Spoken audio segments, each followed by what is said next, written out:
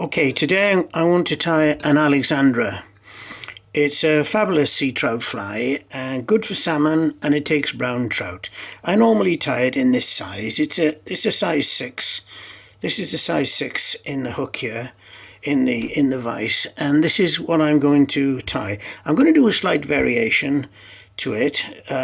So it's an Alexander variant. It was such an effective fly that there was talk of banning it years ago, and I don't know. It's some princess. It was named after Princess Alexandra, but it was such an effective fly that it was deemed unfair to use it. Now this, you'll see I'm using a salmon style hook.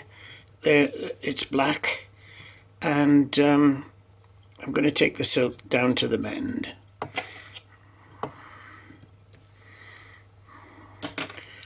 Okay, well, towards the bend, ready to tie in the tail. For the tail, I'm going to use a red feather, a red hackle, and tear off a lot of it.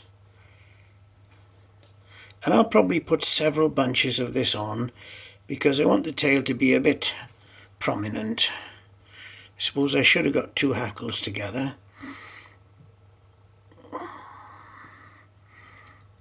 But it doesn't really matter. That's one bunch.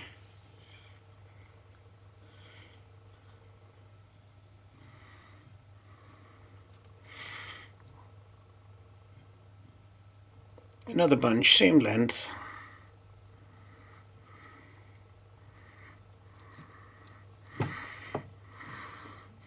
It's probably okay, but I will give a third bunch.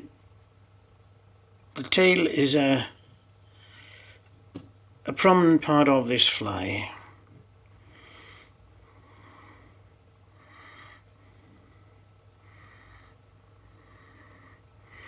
The original tie-in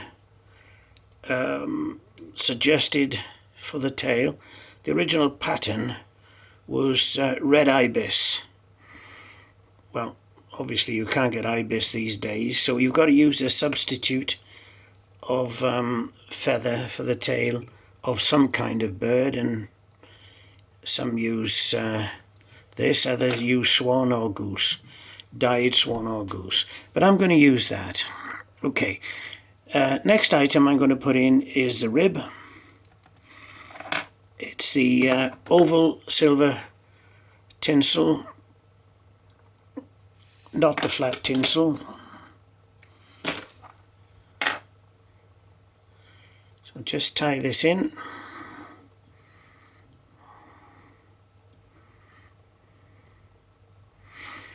Like that, and I'm going to take the silk all the way back to the front of the hook. I'll tie that down a bit better because I want the body to be fairly even. Okay, now what I'm going to put on now is the body material, which is a flat silver tinsel. You'll notice I'm tying it in at the front because I'm going to give it a double wind. So I put it in like this to secure it. A couple of winds like that, and a touch of varnish on the shank to help it to stick.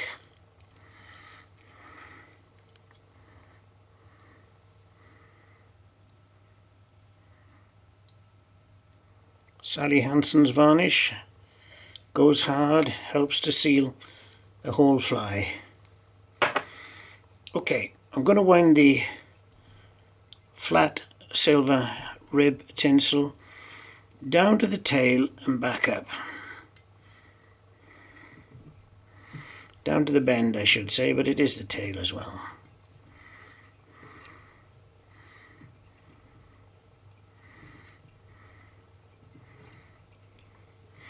The beauty of 2 coverings is that If you miss any on the way down, you'll get them on the way back up.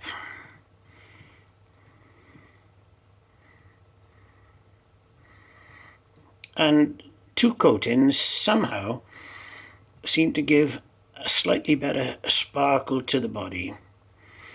I don't always do it on smaller flies, but this is a fly that I would be fishing at night time, and I like a bit of sparkle about it, something that shows up. I should do it about there.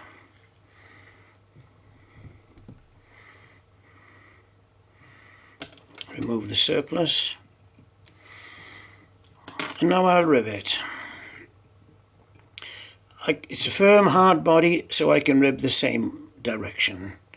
This again, this rib protects the body and again gives a little bit of sparkle. I'm trying to get even turns out of it.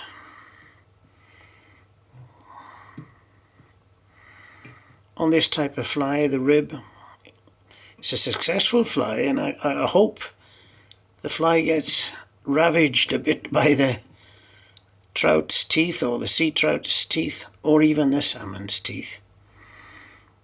And with a rib like this, it will last a bit longer.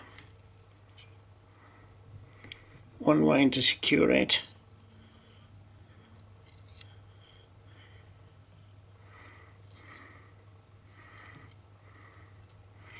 A little bit restricted with the camera, so bear with me. Can't quite do my usual movements, but it's going okay. So what we've got there is the body with the tail, the body with the rib and the tail. Okay, now I'm going to put on a throat hackle. It's a soft hen hackle. So remove some of the rubbish just to see where we are. It's a black hackle. You can use a cock hackle for this, but with a hen hackle you get it's a softer downy feather, so you do get a nice movement in the water. I'm drawing it down to get the tips level, and I put it on, tear a bit off like that, put it up underneath. The tip of the hackle should come somewhere near the point, which is just hidden in the vise there, so we'll be about there. And I'll do a pinch and loop up like this.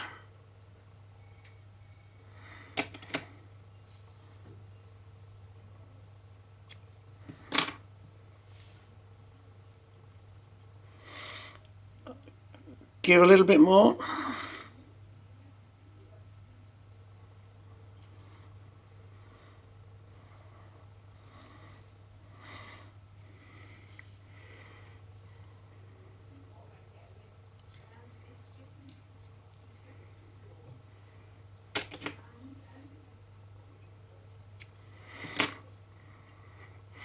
Right, that's the throat hackle on. Now the next item is the it's going to be the wings, and the wings are peacock sword feather. Now the sword feather is the one that's along the bottom of the peacock. When you see the peacock with his tail fanned out, these are the feathers that are along the bottom.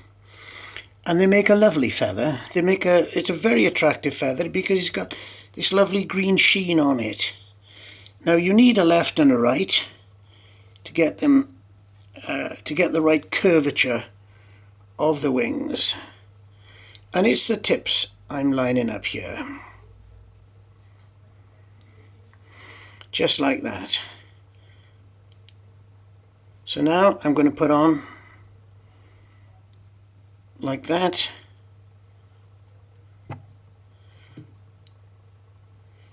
Often you get one that sticks up a bit, like that, which you can nip off if you want to.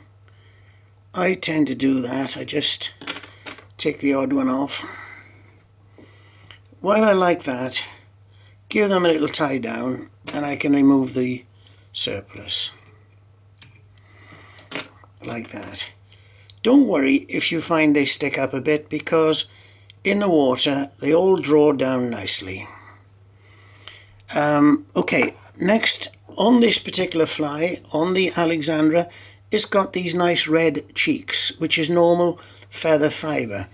On the original tie-in that's what it was, but today we got a nice material, this material, holographic red tinsel, which I'm going to use for the cheeks.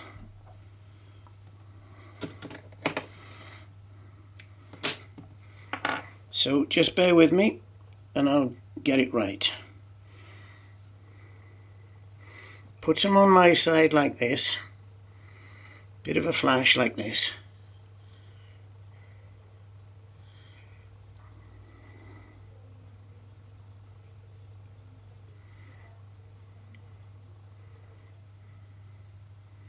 Just trying to position it.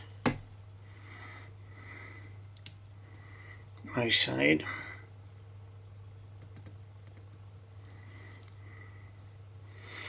And then I take it around and up this side.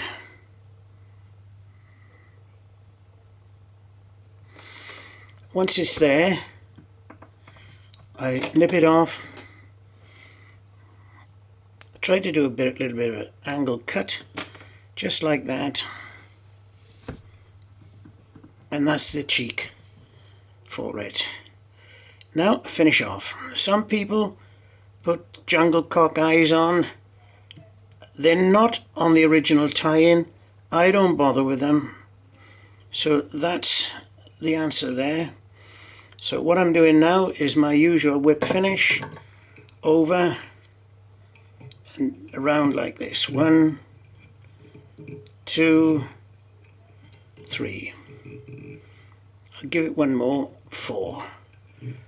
Okay, that's the whip finish on, and I draw it up. Just like that, usual, remove the silk. Okay.